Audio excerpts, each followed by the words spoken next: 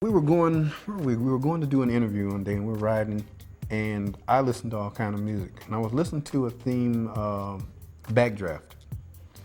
And when he got in the car and we were driving, I had Backdraft on. I listened to the soundtrack, and I said, "Here, let me take this." He said, "Oh no, put that on. I'm listening. I like that. What's that?" So I told him, this is the soundtrack from Backdraft, blah blah blah blah blah, and we're listening to the little tape. And I said, "I didn't think you would like anything like this." He says, "You know what my favorite piece of music is?" And I went, "No." He said, "My favorite piece of music is the theme from Les Miserables." And I almost had a car accident because I had your favorite is what? And I'm like, "Yeah, sure." And he started singing part of this theme from Les Miserables for me in the car. And that opened a whole new chapter for me looking into the man of who Tupac was, because that never came, in a million years would have never come to me, that he listened to operas and shows and different things, especially things of that nature. And for that opened the thing. That's when I started saying, I said, "So what else do you do?" And we started getting into about plays and sonnets and ballads, and how he wanted to read about everything he could. He and I started sharing books. We were flying one time. I think we were going to New York, and I was reading a book about how the Russian secret police came about, Spetsnaz and the KGB. And he said, "Hey, Hen, what you reading?" I said, "A book about Russian KGB and spies and stuff." And he said, "Let me see it." And so I didn't think he was going to keep it long, and I just took it and I handed it back over into the seat. I never got my book back. He read the book. He read the book. He read the book. So when I asked him about my book, I said, "Hey, you think I can get my book back?" He said, "No, but you can go buy another one because I'm keeping this one."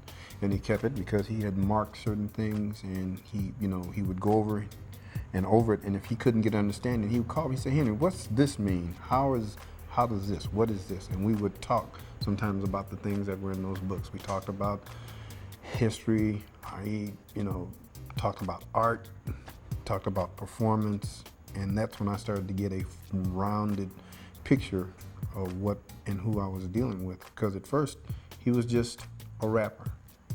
But as we spent time together, those other facets started coming out. And it was like, holy smokes, what do we have here? This is different. This is really, really different. I mean, I've been on the street. I've seen the thugs. I've seen the smokers, the dopers, the bangers, the whole thing.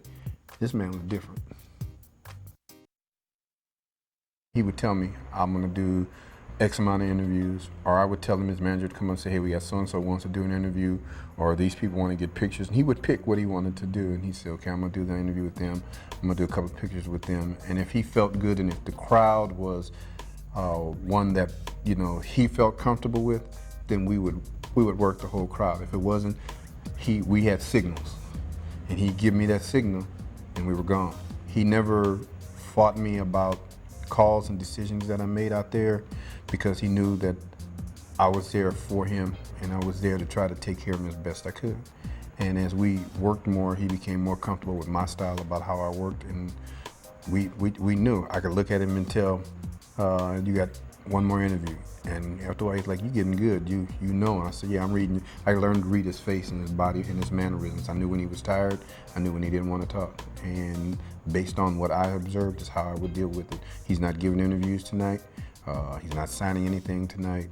Sorry. He just, he's not in that tonight. And there were nights when they were like that, and I dealt with the people respectfully, so it didn't put him off. I'm just saying he's just tired. He just doesn't feel up to it, tonight.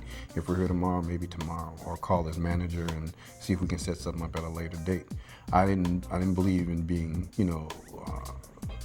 pushy, and being, "Hey, we're not doing this. It's just low profile. He's just not into it tonight, and we'll catch you at another time." And it usually worked. Most of the time, we very rarely had any problems at shows or the venues. If you listen to his lyrics, he talks about the person that he talks about the police officer that takes advantage of people, the police officer that misuses people, the police officers that victimize people, that will beat you just because they can, the cop that is on the take, the cop that is out there slinging drugs. Look at Rampart. Rampart was the tip of the iceberg that people in law enforcement, gangbangers, city attorneys, people knew was taking place, but did nothing about it to control it. That's the entity that he's talking about. He had a lot of common sense. He knew who was right and who was trying to do right. He would deal with those people, but he was also deal with those who were not right, and he was not afraid of them because he had no reason to be afraid of them. And when you put yourself in that position that you're not afraid of somebody that's doing wrong, it can lead you to some really interesting situations. Law enforcement doesn't like the person that doesn't bow down.